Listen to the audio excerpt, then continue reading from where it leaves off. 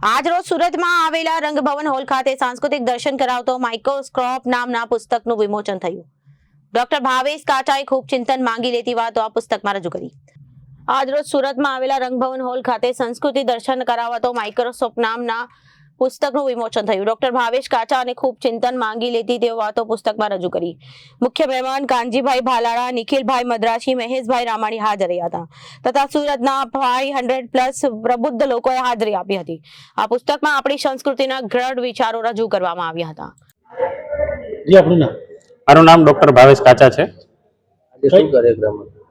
આજે અહીંયા પુસ્તક વિમોચન થયું છે। જે પુસ્તકનું નામ છે સંસ્કૃતિનું સૂક્ષ્મ દર્શન કરાવતો માઇક્રોસ્કોપ।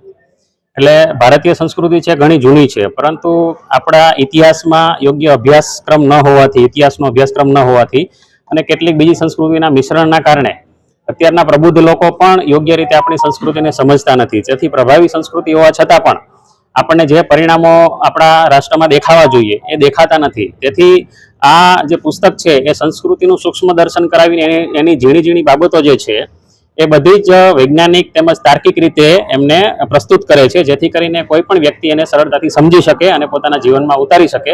અને આ દ્વારા આપણા રાષ્ટ્રનું જે પ્રબુદ્ધ ધન છે એ યોગ્ય વિચારો સમજીને યોગ્ય કાર્ય કરતું થાય અને રાષ્ટ્ર વધુ સમૃદ્ધ અને શક્તિશાળી બને એ હેતુથી આ પુસ્તક લખાયું છે। અને એમને આવકાર આપવા માટે ઘણા બધા ખૂબ જ મોટી સંખ્યામાં પ્રબુદ્ધો હાજર રહ્યા છે અને લેખક તથા આ આખી ટીમનો એમણે ઉત્સાહ વધાર્યો છે। વિચાર કેવી રીતે હું જ્યારે ભણતો હતો અભ્યાસક્રમમાં મેં જોયું કે આપણા પૂરા MD ડોક્ટર થયો ત્યાં સુધીમાં આપણા અભ્યાસક્રમમાં કશે સંસ્કૃતિનું એટલું ડિટેલ અભ્યાસ કરવામાં આવ્યો નથી।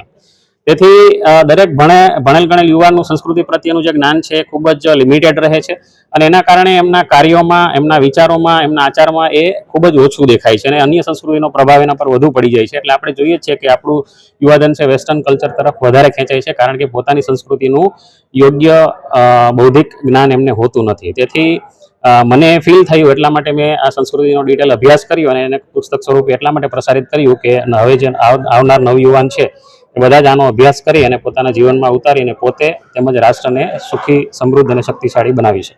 Bureau report, Janadesh news.